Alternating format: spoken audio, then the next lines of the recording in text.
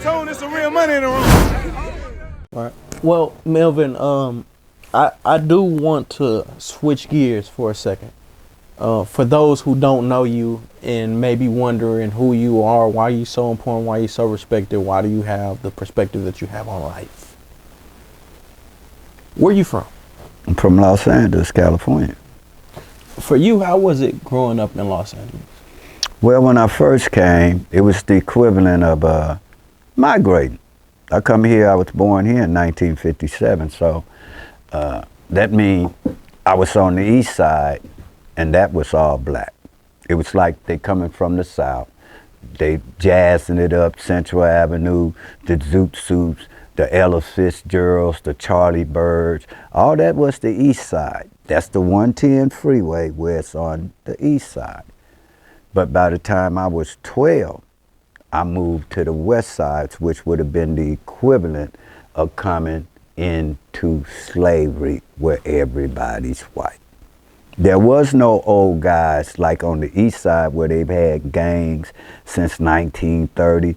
On the west side, they didn't have gangs. They didn't have men old enough to be in a gang. They had cliques. 14-year-olds, 15-year-olds, 13-year-olds.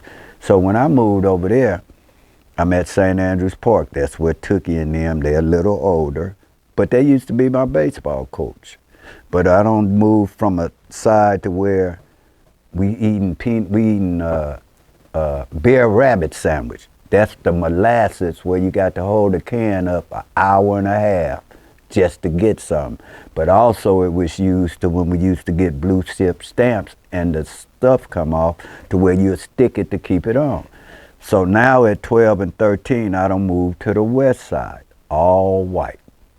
But it's a different perspective. Miniature golf, swimming pool, fresh fish markets, giant slides, beautiful parks, the Forum, the Staples Center, no, the LA Coliseum, and Soul Train, gang banging, and pop locking is starting to come. So I'm playing baseball as a 12, 13-year-old. Tookie Nim is here, but you could see Tookie Nim at St. Andrews and see the white folks down there. So it was a different perspective from me to where I was playing sports. I was the #1 ranked basketball player every year that I played as a 13, 14, 15, 16, 17, 18, 19. One of the best. One of the best. But what was happening was we'll go to the other parks, Harbor Parks, which end up being Brims, Van Ness Park that end up being Van Ness boys, or going up in the jungle that end up being T. Roger and them, or going up to Manuar's playing at Deacon Park that was the Brims, or going to Inglewood, Darby Park, those the Bloods. Then I'm playing at Roger Park, those end up being Bloods. But I'm from LA, and I'm only 13 or 14. How many of y'all been shot at behind you playing on the court and they know you from St. Andrews Park in 1971, 670, and they shooting at us, shot at me. One of the worst games, and I mean nothing but 14. Then we playing baseball. Me, Justin Baycott, Jeffrey Baycott. They attack us with bats, grown men. We ain't nothing but 13 or 14. So now I don't went from hanging in the courts or the corners, because I can't even play sports because of the association at 14 and 15 of being at St. Andrews Park. So it was a different vibe then, man. And it ain't like they see but depicted in these pictures to where we didn't have 2 household families. Our mothers didn't know we were sneaking out the window. Right. So for the people that don't know, what was the association with St. Andrews Park? The association at St. Andrews Park is, you had Raymond Washington them that was from the east side. That's the freeway. You got Tookie them on the west side. Then you got the Compton Crips, James Compton, Moto, all these type of guys that were 18, 19, the Ayatollah Marvins, the Puddins, the Tam. So the association with the Crips at St. Andrews is, that's where at the beginning, the foundation and the crystallization of the Crips started to coming to fruition, I was witness to it. See, I seen it at 12, 13 when they were younger, and then I seen it when it got to that age to where the Crips are starting. I've been a Crip just about since I was 14 years old. I'm 65 now. I got 51 years in this game, where a lot of them ain't lived to tell this shit. So they need to respect what we doing to come back, to give back. I don't have to be here, but I know a lot of people, I tell them, you get too old to work, too young for Social Security in this game, and was it worth it?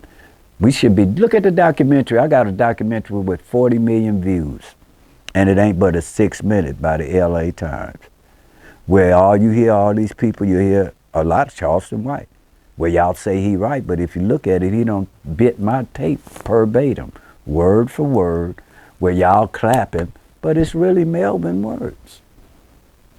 Y'all talk, and then so that's how it was for me.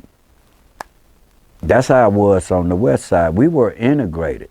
You had white folks, we didn't have, you had 2-parent homes, everybody working, but we didn't have older people that was 19, 20, 21, 22, 23 to look up to. Y'all were the big homies.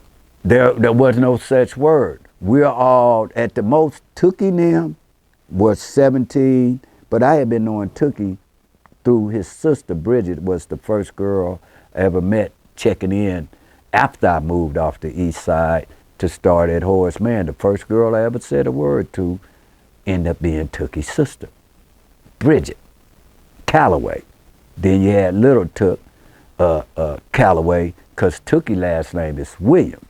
And then he got the older sisters, which is Vicky and the other ones that look like him, but the younger ones is like that. So it wasn't as bad as it was, because my mother was working at Northrop. My daddy was working at the Greyhound bus station. So a lot of times I was the babysitter, particularly in our area where we raised the little one, my little sisters, my two. And so my mama and them, a lot of times we hear him say, oh, your parents are involved. But my parents didn't know I was sneaking out the window. And by the time they caught up on it, it was too late. The streets had took me. So I know about that and the importance of a parent being in your life during your early adolescence and stuff like this, particularly nowadays. So that's how it was with me growing up. And at the end of the day, by the time I was 18, I had over 40-something arrests. By the time I'm at my age now, I done did over 30-something years in prison, still on parole for another 10 years while I damn near got the death penalty in Georgia prison that I just got out on. So I just do what I do every day, man, and just try to live life. And Hey, real tone, there's some real money in the room.